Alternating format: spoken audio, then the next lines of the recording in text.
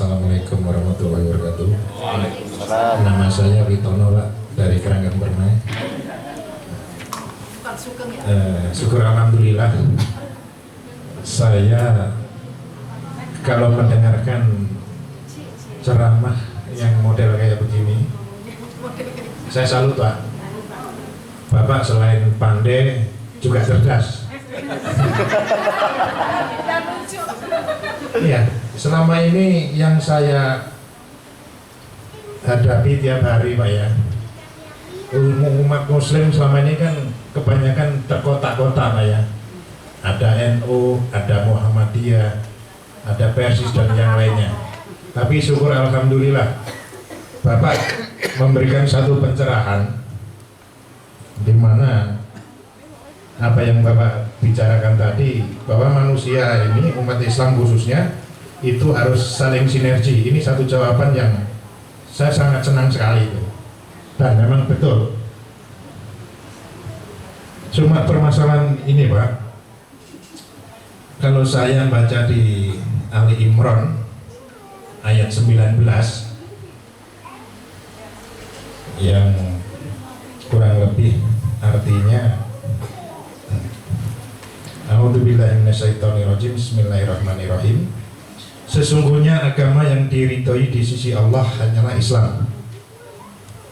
Tiada berselisih orang-orang yang telah diberi Alkitab, kecuali sesudah datang pengetahuan kepada mereka. Karena kedengkian yang ada di antara mereka, barang siapa yang kafir terhadap ayat-ayat Allah, maka sesungguhnya Allah sangat cepat hisabnya. Alangkah baiknya mungkin Bapak, ya, bahwa persatuan umat Islam ini seperti yang Bapak ceritakan tadi, yang Bapak bicarakan tadi, alangkah baiknya, alangkah indahnya, alangkah sejuknya mungkin Ali Imran 19 ini bisa menjadikan tambahan untuk siar kita bahwa umat Islam itu seharusnya begini. Saya rasa dari itu mungkin mohon pencerahannya dari Pak Ustadz. Baik, terima kasih Pak Haji. Beliau juga cerdas, jarang yang menanyakan masalah itu. Karena itu ayat yang beliau baca itu ayat yang sangat bersayap, bisa dipakai buat internal umat Islam, dan juga ayat itu sering dipakai oleh kaum liberal buat menyamakan. Sekarang mereka sedang membangun satu proyek misi, namanya Millata Ibrahim, agama Nabi Ibrahim, Abrahamic religion. Jadi mereka ingin menyatukan Islam, Yahudi, Nasrani, pakai ayat itu juga kan. Jadi katanya jangan hanya umat Islam dong yang ngaku paling benar, inna dina indallahil Islam, karena tadi di ayat itu juga ada orang ahlul kitab yang beriman kepada Allah. Jadi dia nggak paham konteks ahlul kitab itu bukan yang sekarang, yang dulu. Kalau sekarang sudah nggak ada ahlul kitab, karena semua Zabur, Taurat, Injil itu sudah melebur dalam Islam. Jadi sudah nggak ada ahlul kitab, yang ada ahlul Quran. Nah itu yang mereka pakai untuk melegitimasi gerakan mereka. Nah itu juga bisa dipakai untuk internal kita umat Islam. Jadi begini, Pak, perbedaan itu sunnatullah. Berbeda tapi jangan sampai emosi atau marah. Karena perbedaan itu justru yang membuat kita jadi kuat. Coba lihat jari-jari tangan kita. Justru karena dia beda, maka dia jadi indah dan kuat. Bayangkan Bapak Ibu sekalian, kalau jari tangan ini semua Allah ciptakan sama bentuk dan ukurannya, jempol semua, jelek ini. Maka dia berbeda dan indah kelihatannya dan bisa memiliki kekuatan untuk menggenggam. Selama perbedaan itu bukan pada masalah-masalah yang prinsip. Maka dalam agama kita ada istilah ikhtilaf sama iktiraf, itu beda. Kalau ikhtilaf perbedaan pendapat, kalau iktiraf itu perpecahan. Yang nggak boleh itu perpecahan. Kalau beda pendapat itu wajar. Nah, tapi kadang-kadang masyarakat kita ini yang jadi masalah bukan beda pendapatnya, Pak. Yang jadi masalah beda pendapatannya. Itu yang buat jadi ribut. Makanya pakai ilmu. Jadi nggak bisa mengklaim ini tolong jangan dipelintir, ini di video. Tapi jangan dipelintir, nanti Bapak Ibu semua jadi saksi. Saya dudukkan masalahnya begini. NU itu Islam, iya. Muhammadiyah itu Islam, iya.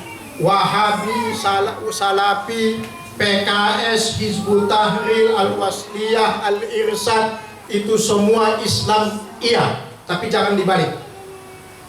Islam itu NU, oh bukan. Islam itu Muhammadiyah, bukan. Islam adalah Islam. Nabi Muhammad saja kalau masih hidup, maaf Bapak Ibu sekalian, bingung beliau lihat kita. Kalau kita ingin memastikan kepada beliau, ya Rasulullah, saya ini NU apa Muhammadiyah? Langsung jawab, oh itu NU.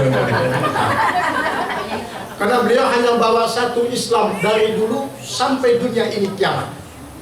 Maka melihatnya dari satu ke yang banyak, jangan dari yang banyak ke satu, sehingga dikatakan oh Islam itu pecah. Nah, itu ormas, nggak ada hubungannya sama Islam sebenarnya, Pak. Cuma seiring perjalanan waktu ada perbedaan-perbedaan dalam masalah khilafiyah, ijtihadiyah. Contoh, zikir habis sholat. Ada yang zikir, ada yang tidak. Hukumnya gimana? Ya silahkan, Anda mau pilih yang mana. Mau Allahumma antas salam, boleh. Atau lantas, jangan, boleh. Tidak masalah.